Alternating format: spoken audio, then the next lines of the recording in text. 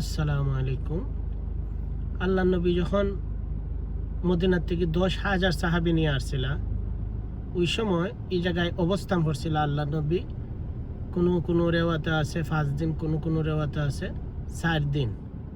তো এই জায়গার মাঝে ওই যখন মক্কার কুরাইশরা আবুল আহাব, আবু জাহেল তো মারা গেল বদরের যুদ্ধে, উতবা সাহেবা এবং আবু সুফিয়ানের নেতৃত্বে যখন শোনা হয়েছে এখন আল্লাহ নবী আসছেন মক্কা দখল করার জন্য, আল্লাহ নবী আসছেন উমরা করার জন্য, কিন্তু আসলে দখল করার জন্য। ওই সময় মক্কার যে কাফের মুশরিক ছিল তারা ভয় পাইছে। তো ওই যে ছোটো মসজিদটা দেখা যায়, ওই যে মিনারটা দেখা যায়, মেরাবটা, এই জায়গাটা হলো আল্লাহ নবী আগে উষা ছিল এই জায়গাটা, যত নতুন হয়ে মসজিদটা সংস্কার করছে।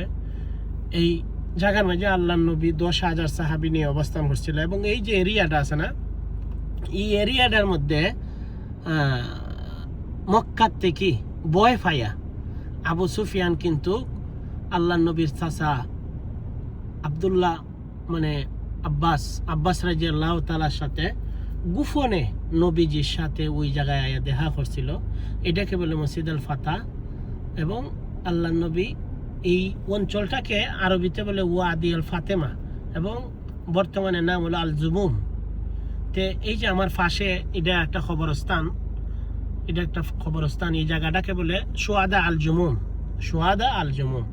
এটার অরিজিনাল নাম হলো ওয়াদি ফাতেমা। তা আল্লাহ নবী কেউ কোনো হাদিসের রেওয়াজ আছে 4 দিন, কোনো রেওয়াজে আছে যে আমরা যে সৌদি আরবে থাকি, আমরা সৌদি আরবের অনেক বড় বড় আলেম আছে এই জায়গার মাঝে যে সময় বয়ান করে, তারা বলে 4 দিন। তে চিন্তা করেন আল্লাহ নবী এই অঞ্চলটার মধ্যে অনেক আমাদের দেশে যেরকমের মশাল মিছিল নিয়ে জায়গায় মিছিল করে, তো এই জায়গার মাঝেও আল্লাহ নবীর সাহাবীরা এই জায়গার মাঝে বিভিন্ন জায়গায় কি করছেন, মশাল জানাইছেন, যারা মক্কার কুরাইশরা তারা ভয় পায়। তো এই বয়ে আবু সুফিয়ান এই জায়গায় আল্লাহ নবীর কাছে আত্মসমর্পণ করছিল। এইটাকে বলে মসজিদ আল ফাতা। আল্লাহ নবী এই জায়গায় 10,000 সাহাবী নিয়ে অবস্থান করছিল 4 দিন। এটার জায়গাটার নাম হলো মদিনার রুট, এবং এই জায়গাটার নাম হলো জায়গা অরিজিনাল যে নাম এটাকে বলে সোয়াদা আল জুমুম। আমার পাশে একটা পানির ট্যাঙ্কি আছে, তারপরে এটা হলো একটা খবরস্থান।